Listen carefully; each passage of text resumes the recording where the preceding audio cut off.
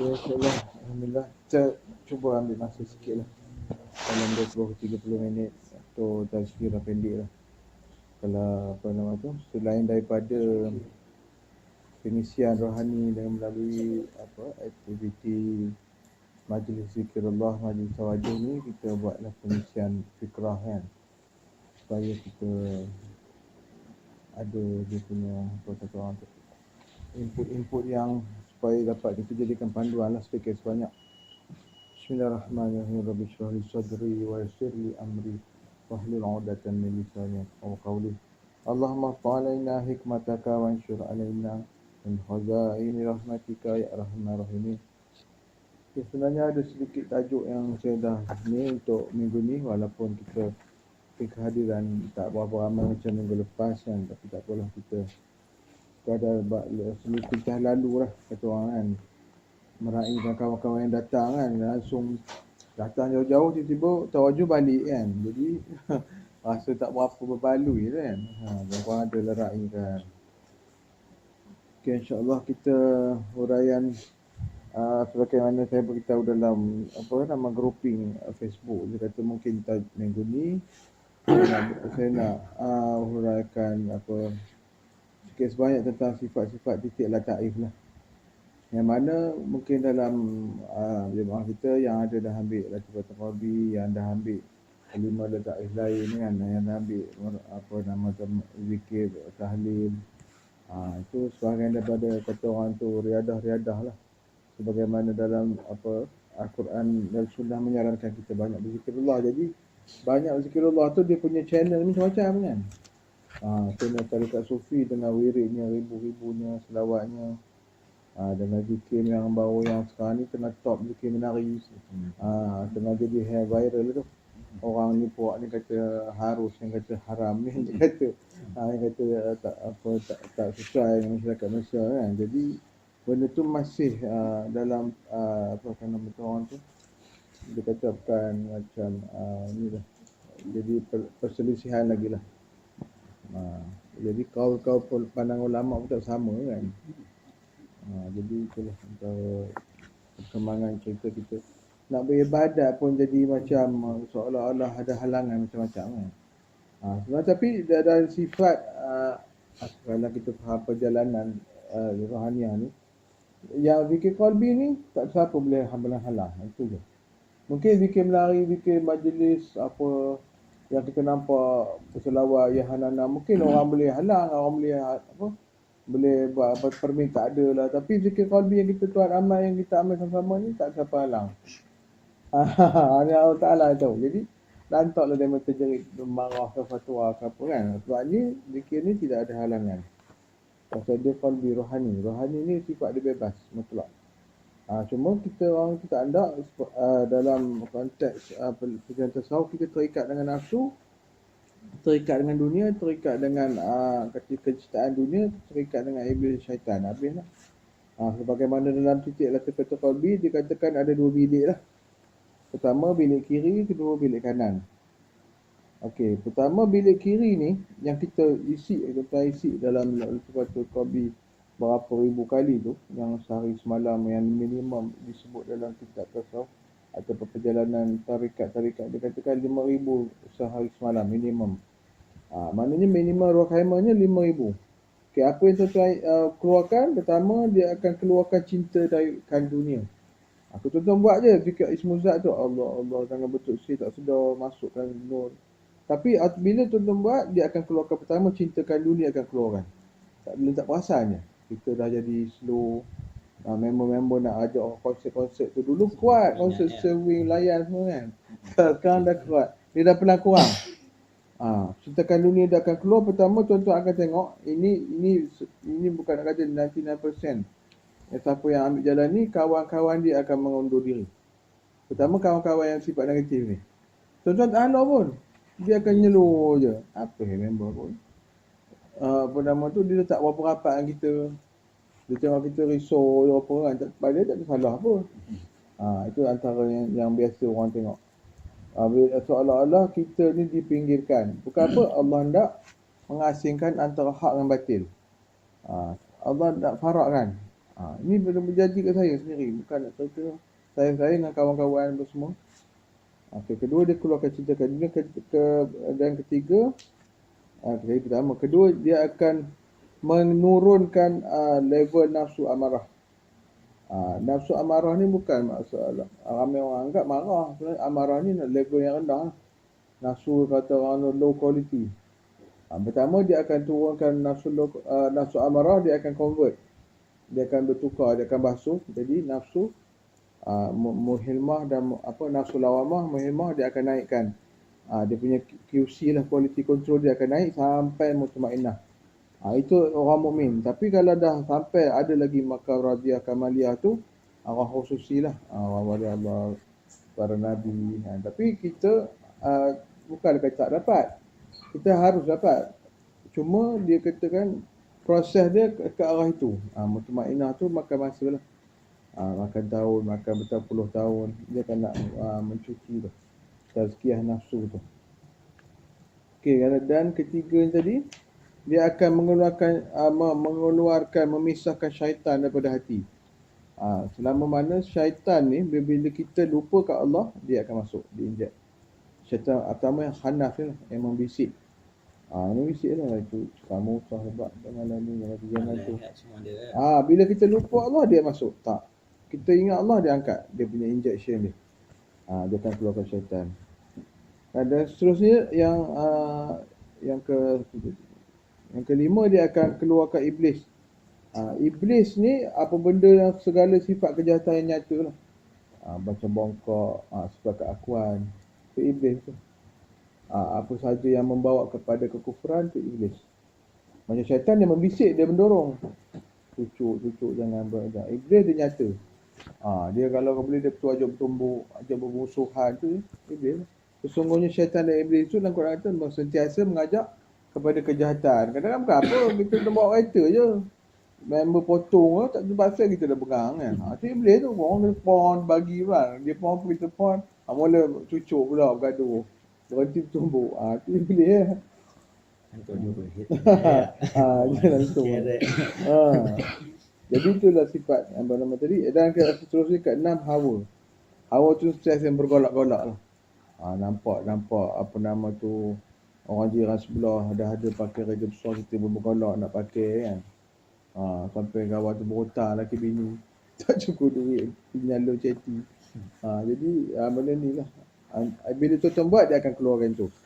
Bila dikatakan keluar, dia akan masuk 1, 2, 3, 4, 5 perkara juga. Dia akan, pertama dia masukkan tauhid. Tauhid tu makna pegangan akaid kita lah.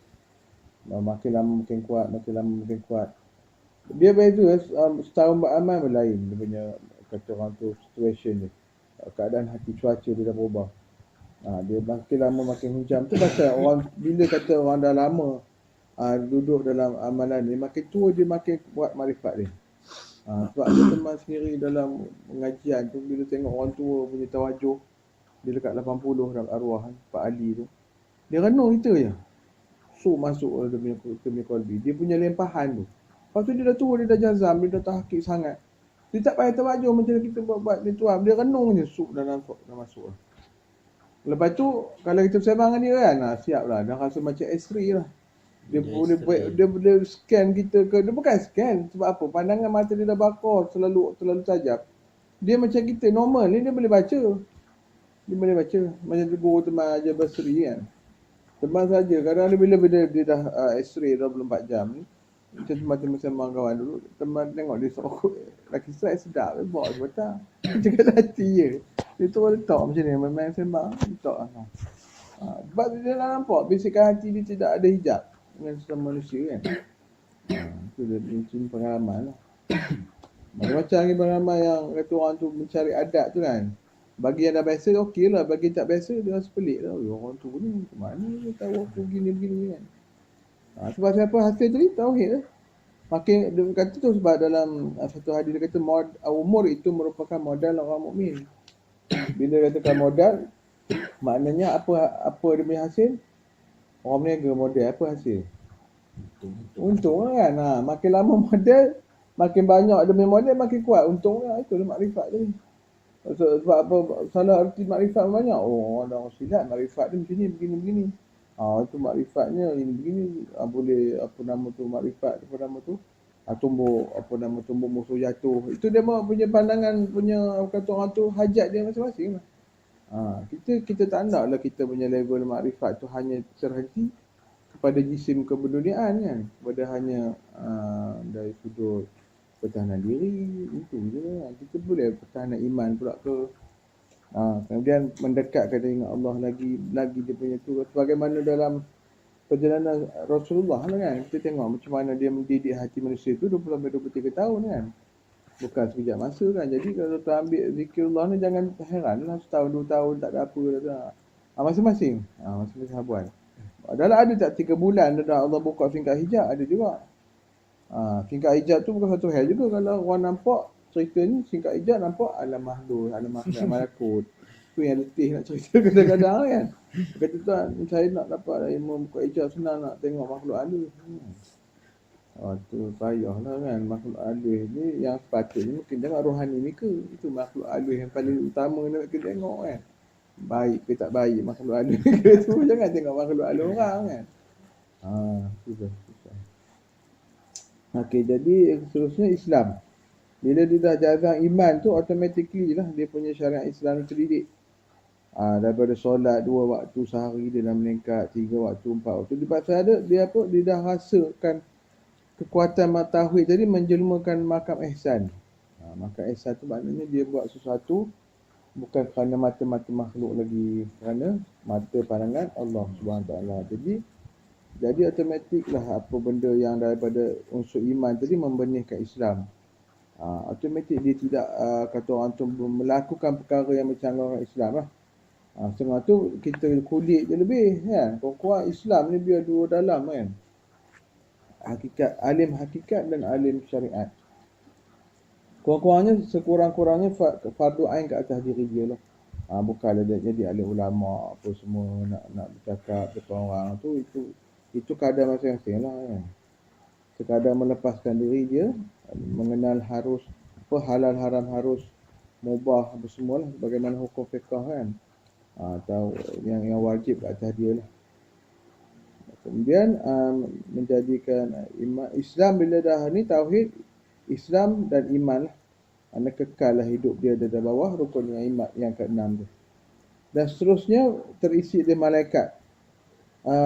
Terisi di makrifat. Okey.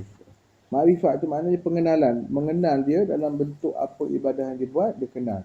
Dia tahu, dia faham. Macam solat, dia tahu kenapa dia angkat takbir kan. Kerana membesarkan Allah, takbiratul ihram, apa nama tu, memakai pakaian rohani ihram tadi supaya dia tidak melakukan perkara-perkara yang membatalkan solat. Ihram macam orang pergi Mekah pakai ihram kan, dah terkuat kuasa undang-undang ni. Dan seterusnya nur yang terisi ialah malaikat. Okey, bila kita tadi bilik kiri tadi dia membuangkan syaitan, makna dia dah automatically menuju kepada sifat-sifat kemalaikatan. Apa yang dikatakan sifat kemalaikatan? Dikatakan syaitan itu adalah membawa syaitan iblis membawa kata orang tu dia punya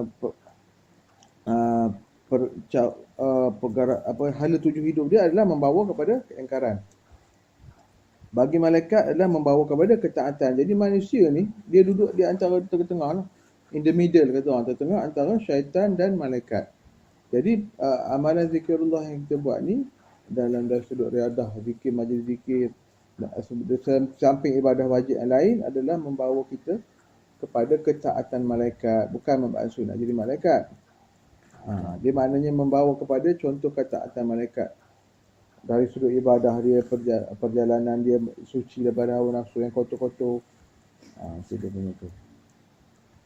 Okay, dari sudut seterusnya ni perincian tentang lataif ni. Jadi lataif ni saya rasa tunggu kata orang tu kalau ramai lagi insya-Allah kita bagi supaya kata orang tu meriah lagi lah.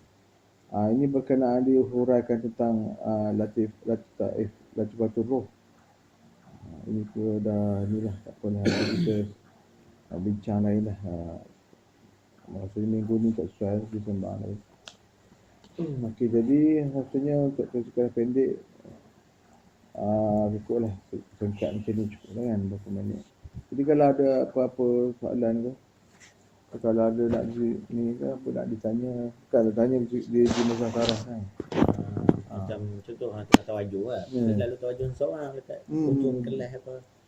Tawajud kalau macam tersentok, lepas tu terbuka mata, so kena ulang balik ke semula ke boleh terus kan? Tersentak tu kenapa? Tersentok macam tiba-tiba angin tiup pintu gang sekali. Terkejut ya. Terkejut terbuka mata tapi dalam tu Dia tak ada masalah.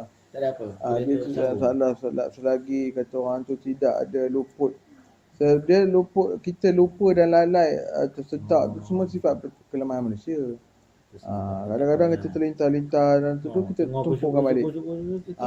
Pasal betul, kadang-kadang tu dia luar kawalan kan, luar kawalan kita kan. Tak masalah. Jangan saja aja kita buka tu kejap dia sampai peringkat kata orang tu sifat-sifat luaran tidak menjejaskan yang dalaman. Tapi makan masa lah. Ada kalanya kita kan dikekal kat Allah dalam keadaan tu. Sampai kita tak sedar yang kita punya dulu kalau kita duduk 10 minit dah lengah.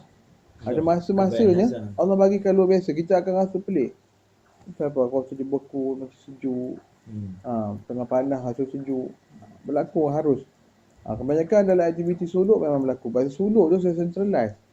Dia fokuskan kita duduk situ, kita penuhikan aktiviti kita solat 5 waktu Jumaat dengan zikirullah yang tak putus. Jadi Allah tunjukkan kekuasaan dia kepada diri kita kan. Wa fi anfusikum afala tubsirun, tidak akan kamu lihat tanda-tanda kebesaranku ke atas diri kamu kan. Allah tunjuk. Jangan kita pelik, tak masalah, tak apa. Itu tak biasa, tersentak. Kadang-kadang ada orang tu bila zikir dia rasa dia tidur. Padahal dia tak tidur. Dia fana. Dia Allah fana kan. Macam tu juga orang yang dilarutkanlah dalam baharu yakin. Baharu yakin ni maknanya lautan keyakinan. Pasal dia sebut lautan, makin lama dalam kita tak ada dasar sampai mendalam sangat kan. Allah tunjuk. Jadi kita ni orang soleh ni, kita ni menyelam baharu yakin lah.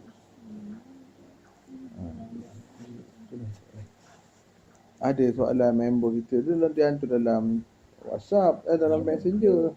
Abang kata tunggulah hari ni, hari wajuh kita dapat share ramai-ramai kan. Demo pula minta soalan panjang, melirik champion bagus ni. Mana naik pula tu kau je. Abang kata bercakap je kan. Jangan chatting boleh pendek-pendek dah lah. Ya, kalau setiap pusingan kan. Ya. Satu dia kena wajib baca ilahi dia tak payah. Kau boleh teruskan dia macam ni waktu permulaan orang yang hati dia masih ghaflah lagi, dia balik. Dia sebab dia wajibkan letak sesuatu, dia track balik. Dia munajat tu nak betulkan track supaya kita tidak ada niat lain dalam zikir tu. Tapi bagi yang dah lama dah fasih 3 kali baru dia letakkan sunatkan tawad apa? Munajat. Kalau rasa continue kita dah atas track tu tak payah ni, tak apa. Teruskan je. Tapi ada berlaku kadang-kadang alam malakut punya gangguan sampai. Nampak menjelma masyair tu semua datang. Kita munajat balik. Supaya punya hati kita tak dilarutkan. Kadang nampak cahaya. Cahaya tu dia orang kata bila guru saya pesan, nampak yang pelik-pelik munajat. Kalau tak hilang benda tu maknanya elok laluan dia, maknanya itu perkara hak lah. Lalu perkara hak dia tak ganggu kita, dia akan mendorong kita kepada ma'bud tu. Kadang saya pernah sekali saya buat ikut macam lampu sama kadang nampak macam cahaya putih tu sampai tahap seperti serenung lilin tapi tak adalah buka mata dalam keadaan gelap. Tak apa, yang tu munajat je. Munajat, jangan layan, jangan nak renung-renung tak payah munajat. Terus je munajat Kadang-kadang Allah nak ulang balik. Dia gangguan alam rohani ni nak bagi gelincir iman. Dia macam-macam datang kat aku, ada datang macam itu kata dia nampak macam nak konon-konon Nabi datang kan.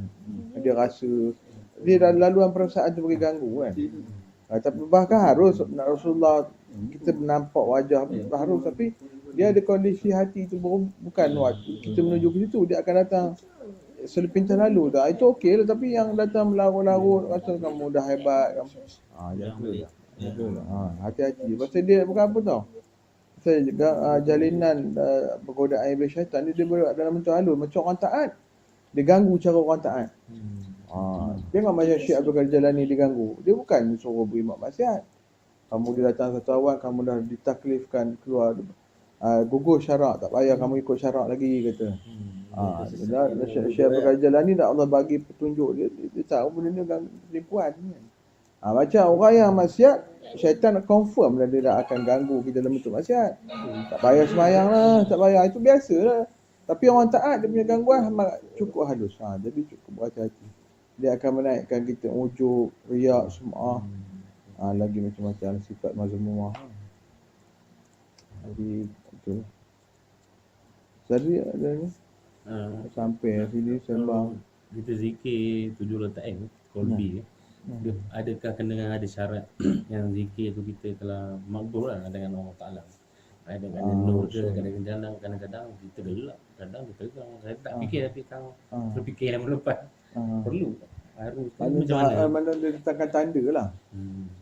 Dia kata orang tu mata pertama zikrullah yang kita buat ni, dia ada kata orang tu kita punya laluan tu ke mana. Itu pasal dalam laluan kita dia disebutkan munajat ilahi anta maksudi tu waridha kama turbi. Maknanya setiap track tu 100 ataupun 200 kali kita duduk atas track. Supaya apa? Supaya kita tidak ditarik keluar. Ditarik keluar. Sebab setiap zikrullah yang kita buat tu sebenarnya dia akan datangkan isyarat. Tapi isyarat dia sama ada isyarat zahir atau isyarat batin lah. Sama isyarat batin kita dah rasa kita punya kata orang tu lintasan khatir yang buruk tu dah kurang. Contohnya selama ni kita bersangka buruk. Nampak orangnya ini tak boleh pakai budak ni apa kan. Nampak ni aku je boleh pakai. Jadi dia dah kurang itu. Sama insya-Allah aku cuba ni lah. Dia mampu ada rezeki. Dia ni setengah dah. Dia nampak orang tu kaya lebih sikit dah. Ini tentu ngedar ni kan. Ngedar lah apalah. Makan rasuah lah. Dia akan bawa. Jadi kita akan dapat isyarat tu. Dia makin kurang. Dia mendorong kepada kita yang positif. Usul tu cerita lain. Usul tu akan banyak lagi tingkatan tanda-tanda dia. Tapi apa yang kita dapat dalam zikrullah tu, tak kira lah kaedah tujulah ta'if ke, kulit jasad ke, muraqabah ke, semua tu dia punya tool je, peralatannya. Jadi pertama kalau usul tu apabila kita buat sesuatu kita tidak mensyirikkan. Itu usul lah. Ini tidak tengok ni, aku dah sakitnya ada lah orang buat ni. Ada lah orang dengki ni. Dia dah nampak makhluk je. Mungkin asbab tu berlaku antara tangan makhluk, tapi dia tidak, kata orang tu, dia tidak merasakan bahawa perbuatan makhluk tu mutlak memberi bekas. Tu yang susah kan. Memberi bekas tu memberi kuasa lah, memberi takluk kan. Jadi kebanyakan macam itulah yang tengok berlaku masyarakat. Bila apa nama tu sakit je, ni ada orang bomong aku. Ada bomong. Saya sendiri berlaku depan mata orang tu sakit kronik kan. Dia sebelum sakit kronik, dia cerita tentang dia pergi bermusiam. Ni iktibar lah, kita bukan nak umpat. Jadi bila teman duduk sebelah tu, teman tengok hospital, duduk sebelah tu kata, apa asyik makcik ni? Dia tahu dia sakit kronik, dia pergi jumpa bermusiam, kenapa? Lepas tu pula dia sama-sama dengan misi, dia kata bermusiam lah, dah kabur ada orang buat saya tu ni. Itu pasal saya tak mau sembuh. Sedangkan klinikal, dia tu dah ada kegagalan organ dalam badan dia, dia kata lagi mau buat kan. Teman duduk sebelah dia tepuk dahi dah apa makcik ni. Teman nak tahu dah makcik dah. Tak kira kan nampak muka dah tua sebenarnya belum 40-an dia. Teman ada masalah makcik ni. Dalam dia cakap-cakap bermusiam, ninggir.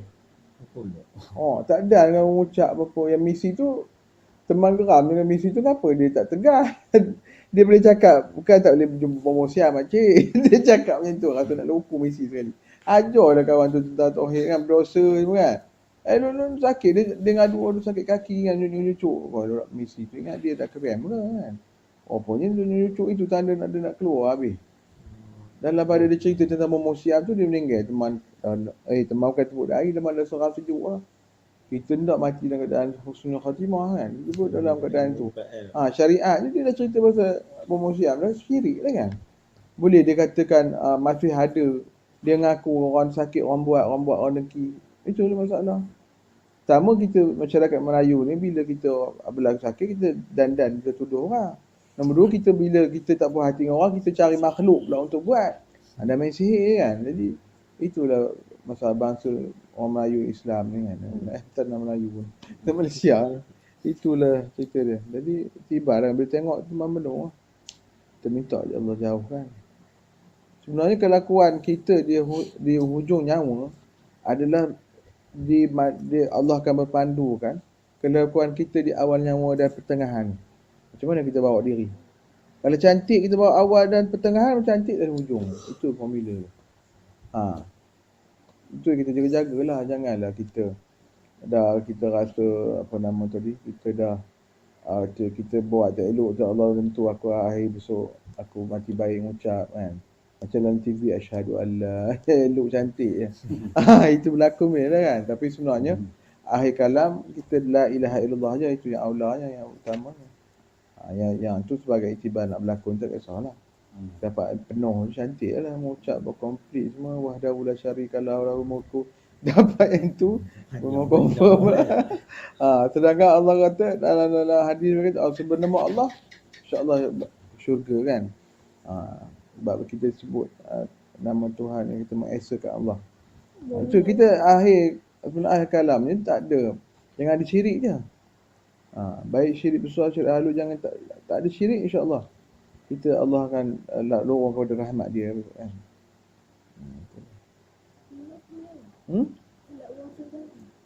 Entah diri ni tadi. Okey, jadi rasanya ada apa ni? Dia sambung ni tadi kita tak jauh ni. Soalan 1 2 je rugi kira. Ni taman tu tak lepas ni. Kan kita dalam sembang tak ramai seronok lah kan. Kalau ramai ke belakang tu, dia penuh. Nak cari tu. Aduh. Macam tu apa ni apa? Tingkatan zikir lah. Kan saya dah tak suduk dah kan. Buat zikir tu. Nak kena ada sampai penamatan mata pelajaran zikir lah. Maknanya dikatakan maratib ataupun silibus lah. Okey, jadi dari sudut silibus sebenarnya disiplin je. Dia kata orang tu bukan satu kotak ni ataupun wajib. Kalau kita masuk sekolah tu, itulah silibus sekolah tu. Kita masuk bawah takbir guru ni, cara tu lah guru tu buat kan. Jadi kalau macam mereka kata orang dah masuk tu sekolah takbir tu punya silibus tu, mereka boleh continue apa benda ada punya kata orang tu kata orang apa nama susunan ahzab yang kita dapat tu kita buatlah. Selagi tak bercanggah dengan ni, sebab apa setengah orang tu sekolah tarikat ni kita dah rasa dia macam satu bentuk syariat baru. So hati-hatilah. Kata guru tu kata jangan kita tak pergi ke amat accident. Tu jadi ke perkara-perkara yang kata merosakkan lah. Sedangkan tarikat sufi ni hanyalah disiplin sekolah je. Macam teman ni mendorong kepada arah itu melalui jalan apa nama tu pertahanan diri. Jalan tu jalan haruslah semua tu kan. Dorong macam daripada perkara jurus kita nak bawa kepada jalan pertahanan itu je. Kalau mereka dah keluar daripada tu, mereka boleh ambil yang baik-baik tu, continue saja. Tak mesti dia kata habis pelajaran zikir tu macam homework je. Macam mereka duduk bawah sekolah ni, cikgu tu bagi 10 homework, habiskan 10 homework. Tapi kalau mereka dah keluar dari sekolah tu, mereka tak ada bawa takluk guru sekolah tu, jadi tak masalah lah. Bukanlah mereka tak buat homework tu mati mesti tengah jalan kan. Dah kena faham macam tu. Mereka cuma ambil apa nama yang subjek yang bagus tu, mereka ambil di luar. Tapi tak ada sebab tak duduk bawah takluk sekolah tu dah lah, habis cerita kan. Dah berlepas daripada tanggungjawab kita dengan guru tadi. Tak mesti tak habis silibus tu mereka gagal dalam hidup tak. Tak ada, itu salah faham. InsyaAllah. Yang mana kata orang tu datang ke ujian penyakit orang sihir tu, sebenarnya sihirnya dibatalkan hanya dengan kekuatan jazam ilmu tauhid kita sebenarnya. Makin lama kita kuat tauhid, kita akan terputus daripada gangguan sihir. Makin lama sebab Allah nak bagi ujian sihir tu sendiri, dia macam penolak kita kepada Allah sebenarnya. Dia tolak kita. Jangan sihir menyebabkan kita syirik. Mula macam cerita tempat ini tadi, macam tadi. Bila dia kena sihir contohnya, dia lagi pergi cari promosi. Lagi tarik pada syirik, hancur. Lepas tu sihir yang kita kena sakit apa, dia mendoa kita kepada Allah. Tolonglah aku, bantulah aku kan semua solat kita. Makin makin kuat. Dapatkan bantuan kawan-kawan apa nama tu orang yang dah duduk dalam jalan ni kan. Macam teman mereka lalu calling apa semua, teman bagikan input-input daripada guru teman sebenarnya kan. Sama susu galuh sanad tu suruh elok lah. InsyaAllah. Datang tawajuh apa semua kan. Jadi tak payah risau apa yang gangguan sihir apa nama tu. Kita sebenarnya cuci sangkaan je, cuci sangkaan. Sihir tu terbatal dengan sangkaan baik kita ke atas sangkaan buruk. Maknanya dia akan apa kata dominan sangkaan buruk tu, dia hancur lebur. Sebab apa kadang-kadang kita tengok orang putih sebenarnya tak kena kalau satu pantau ni. Pasal apa dia pemikiran dia bebas dia benda tu, negatif tu. Kadang kita pelik kenapa orang putih tak kena santau lah apa kan. Melayu tu negatif tu dia kuat. Apa-apa dia dah lekat dengan sangkaan buruk dia. Jadi syaitan senang hantar dia punya input apa nama tadi bisa-bisa niat-niat jahat dia tu. So itu je. Gafiat tu tadi. Jangan dah gafiat. Terus kita istighfar 5 kali kan. Fatihah. Fatihah Allah tu kalau dia berabdan dia nak sampai untuk tuju pada siapa apa boleh. Maknanya dari segi fidyah Al-Fatihah tu kita yang basically nya dengan besar Rasulullah SAW. Kemudian kedua ke sahabat keluarga baginda semua tu. Ketiga barulah apa nama tu para wali Allah yang menyampaikan ilmu ni, kita niat serata je. Kemudian kepada ibu bapa dan kepada diri sendiri. Kita niat tu sekali lalu je. Dia bukanlah kita niat tu nanti kita tukar pula ni. Itu pun kadang-kadang kata orang tu kata makrifat tu kata orang tu panca indera rohani sejauh mana kekuatan dia. Kalau dia rasa tengah baca tu tak boleh nak niat sekali, dia niat dulu, baca pula kemudian.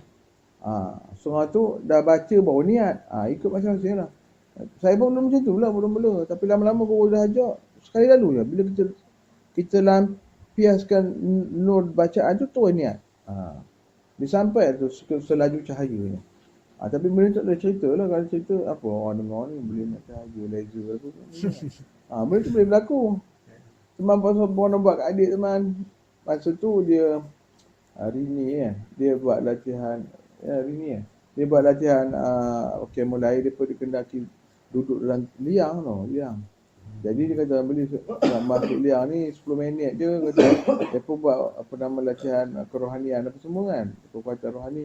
Tak apa memang melawak lah. Tak apa orang boleh bagi Fatihah. Dia belum takut. Belum mati lagi ni kata adik Tak apa betul kan kata. Tak apa buat pergi je lah. Rampu apa nak masuk dalam 89 lah. Apa 9 boleh baca Fatihah. Dia kata duduk dalam liang tu membuat lah. Dia kata dalam tu terang macam cahaya. Dia pun heran. Itu example lah kan. Itu buat lepas-lepas dia keluar daripada tempat tu telefon. Boleh apa? Tadi terang. Boleh baca. Memang tak Fatihah lah. Itu baru contoh.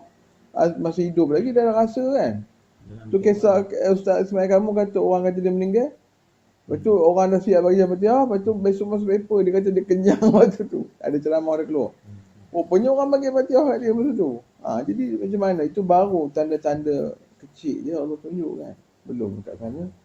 Kat sana bila kita dah berpisah kepada alam roh, bertukar alam barzah, dia kata kesedaran kita umpama kita bangun dari tidur. Umpama orang bangun tidur baru sedar kan. Maksudnya dia kata apa? Hadis Rasulullah tu kata bukan sekejap tu.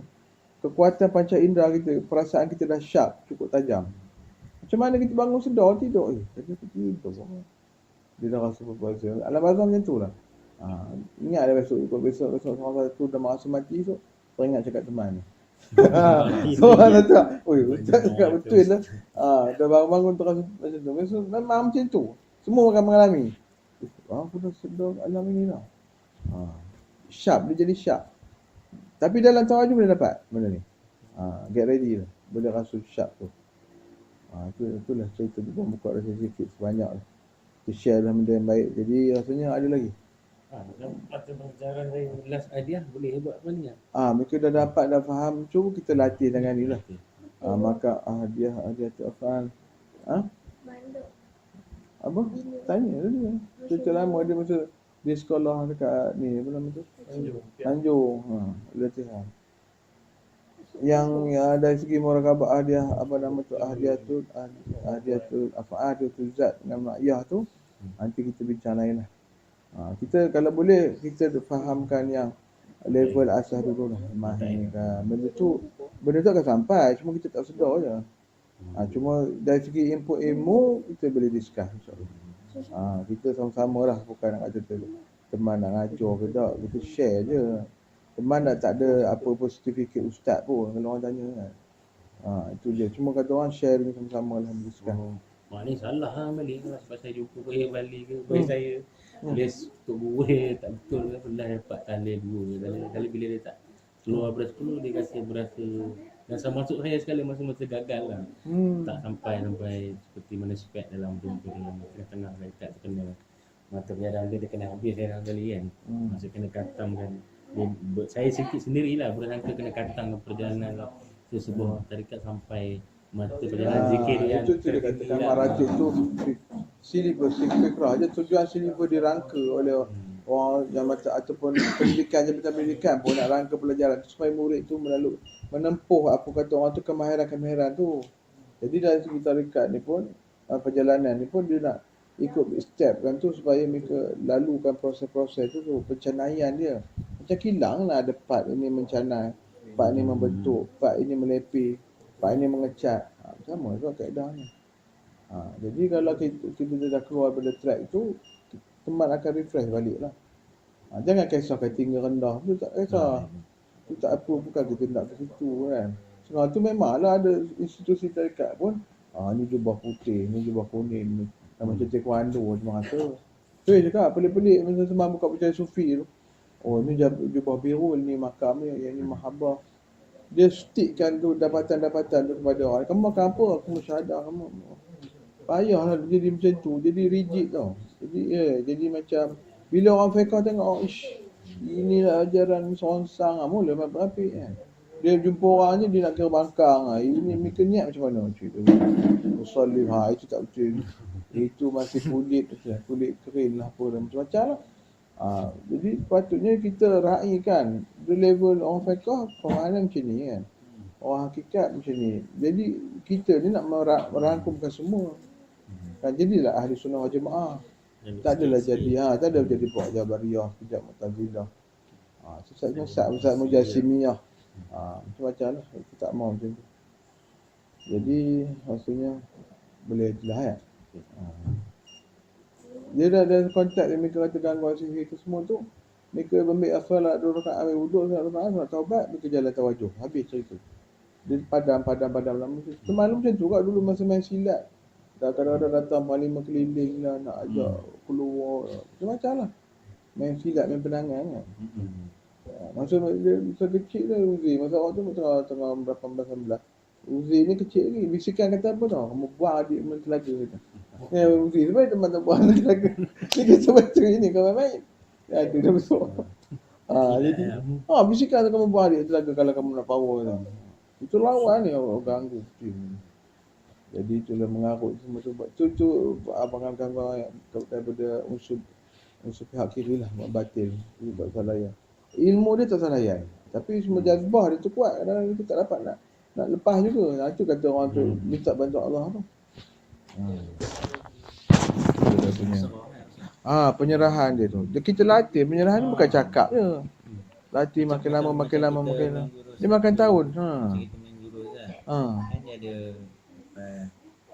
video apa letak event itu time bila kita nak yang penyerahan tu kita niat lah dia kata orang tu tengah tu sentakkan sekali ada segi penyerahan tu maknanya bila kita dah meletakkan kalam Allah di dada automatik lah. Walaupun tanpa niat tak ada dah automatik maknanya kita tahu dah menyesuaikan dia hamba dia punya tempat dia ke mana, takluk dia kepada Rabb. Jadi kita tengah melatih kualiti hati kita jadi hamba lah. Kalau kuli mana tempat letak dia majikan, pekerja majikan lah. Kalau macam pesakit mana tempat letak dia, doktor, dia akan cari doktor. Kita tahu tempat letak kita. Jadi kalau dah sebuah hamba tu, mana tempat letak hati kita? Pada Rabb, pada Allah. Itu dia punya calculation, formula dia senang lah. Jadi bila kita dah qiyam tu kira ibarat dah berserah lah. Betul. Qiyam tu dah tentu dah duduk bawah kalimah dia kan. Qiyam tu berdiri maksudnya mana mendirikan lah. InsyaAllah boleh. Kadang-kadang tu Ustaz Wah-Wah ni memang rajin. Sampai Kejap Wah-Wah tu macam kata orang yang tu, sudah ngabung. makin lama kita mendekat kepada jalan ketuhanan, makin kuat wah-wah yang datang. Sungguh. Tapi yang lama-lama makin kuat yang datang, lama-lama makin kita punya itu akan memadamkan kekuatan dia. Kekuatan benda-benda dia. Makin syak macam. Dia berproses bukan sekejap masa. Jadi insya-Allah rasanya tazkirah kita ni pun dah 40 minit. Lebih okey lah tu. InsyaAllah kita sambung apa nama tadi, ujung bulan depan pula lah. Tapi apa-apa pun boleh contact lah, tak masalah. Bukanlah pula larang pula. InsyaAllah. Okey, jadi kita tutup majlis kita dengan surah Al-Asr. Bismillahirrahmanirrahim. Wal 'asri innal insana lafi khusr illa alladhina